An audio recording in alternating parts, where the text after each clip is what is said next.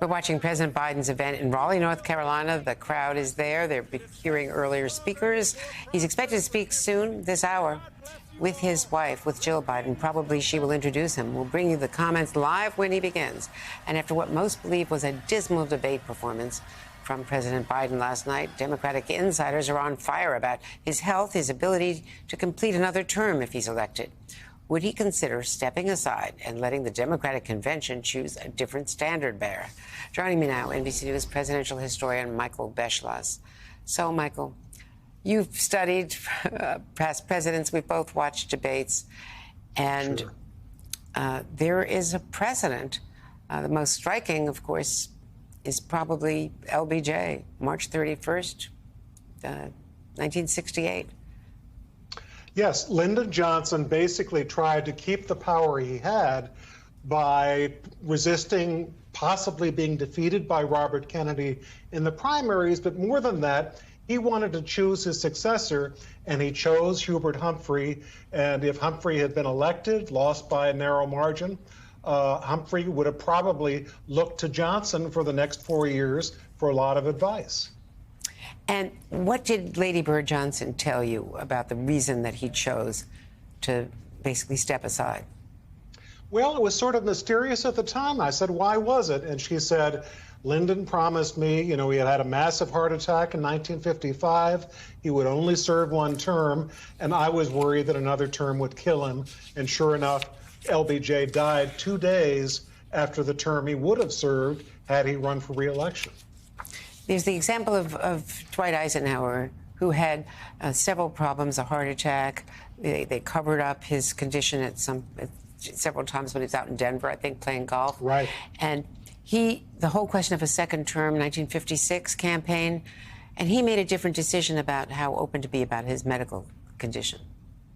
Right. Had a massive heart attack also in 1955. The next year, just 7 weeks before the Republican convention, he suffered ileitis, had to have abdominal surgery. And he decided that for the first time, really in the history of the presidency, they would release everything that could be released. So there were the pictures of the president's colon on blackboards pointed to by the press secretary, x-rays, all sorts of things about his bowel movements. He felt that more transparency would help him to run again, and so it did. Very good example for presidents.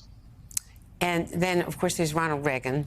Always questions about his memory, his acuity, and as we later know, he was later diagnosed after the presidency.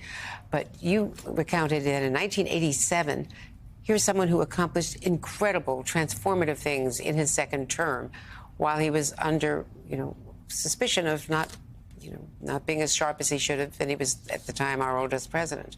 What about in some of these summits with Mikhail Gorbachev? Yes, absolutely.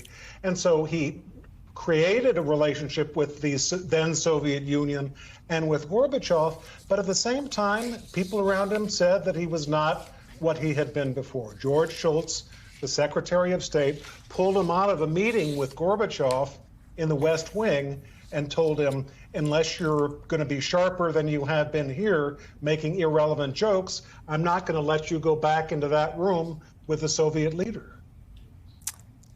Just astounding. Your historical notes are hysterical terrific. Sometimes. And today might be one of those days. Michael Beschloss, thank you very much. Hey there, MSNBC fans. I'm Luke Russert, and be sure to join me, Rachel Maddow, Jen Psaki, Lawrence O'Donnell, Steve Kornacki, Joy Reid, and many more September 7th in Brooklyn, MSNBC Live Democracy 2024. Click on the link for ticket information. We will see you there.